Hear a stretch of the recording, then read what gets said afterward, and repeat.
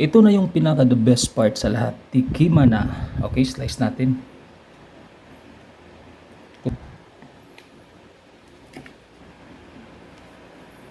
Oh, ito oh. Wow. The best part na pinakahihintay. Ayan oh, ang resulta oh. Tikman natin.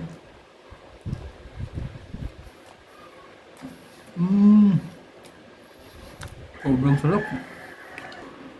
Ito mga tol, dahil ako po'y gutom na gutom, dahil sa haba ng aking biyahe, nagra-rides ako galing. Kaya naisipan kong gumawa ng snacks. Parang petsa pie. So ito lang yung mga sangkap na gagamitin ko. Tignan nyo. Yan, ito. 3 piraso ng bread. Tapos, itong 2 itlog. Meron din tayong hotdog. At saka itong Eden cheddar. Cheese ito mga tol. So, samahan niyo ako. So, ang gagawin ko dito, punit-punitin ko lang itong mga tinapay na ito.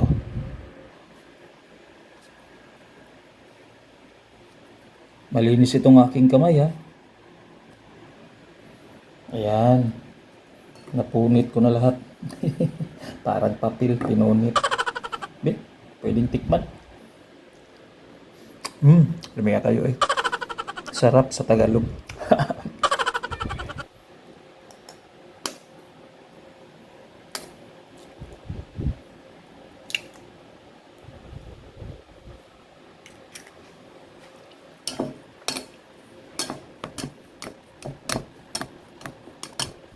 Ayan, haluin lang natin. Maglalagay tayo ng kunting asin. Tapos, paminta naman. Kunti lang. Lisod ko ani, kay gamay man eh. Para sa paminta. Napakahirap. Ayan. Paminta ito mga tol. Tapos, haluin natin. Yan, parang halong-halo na. Slice lang natin itong hotdog. Eto na. Painitin natin itong frying pan. Maglalagay ako ng kunting oil.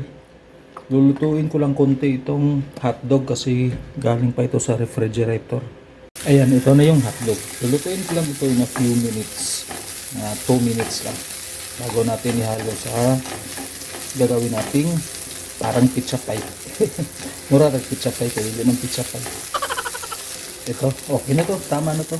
Itong ginamit natin. So, spread lang natin yung oil dito. Dito na natin ilalagay yung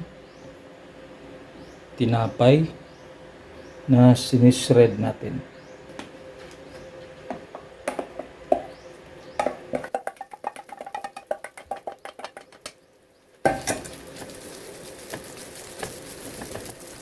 Kuntian lang natin ang apoy.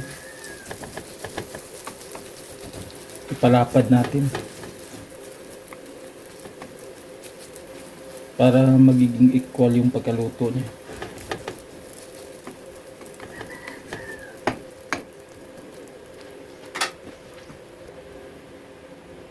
Ito, takpan lang natin ng ilang minuto.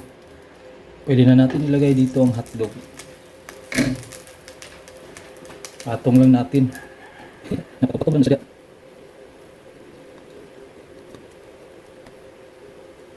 Ayan. Ano kayang resulta nito? Of course, masarap. Kagaya ko, masarap. Kinain ko yung sobra. Takpan natin ulit. Yan, para ma-distribute yung init. Ayan, natapos ko ng mapino-pino ang cheese. Pino-pino. O, ilagay na natin. Distribute lang natin.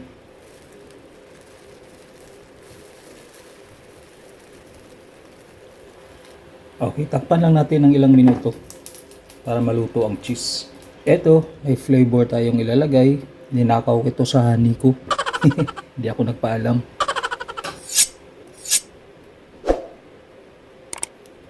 Ubus-ubusin na natin to. Pwede ubusin natin to habang wala yung may-ari. Ayan. Takam na. Itsura pa lang. Paghihintay lang tayo ng 1 minute. Sige, 1 minute. Magta-time ako. Okay, 1 minute na. Ready na. Hanguin na natin. Okay, ito na yung pinaka the best part sa lahat. Tikima na. Okay, slice natin. Kutsilyo ra ni sa lamas akong gamit kaya wala man tayo pang bread.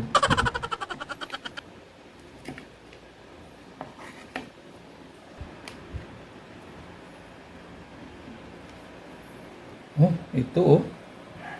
Wow.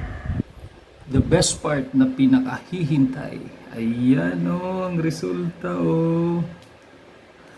Tikman natin.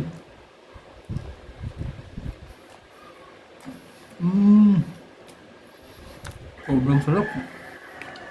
Ayos. Lisod ko istorya.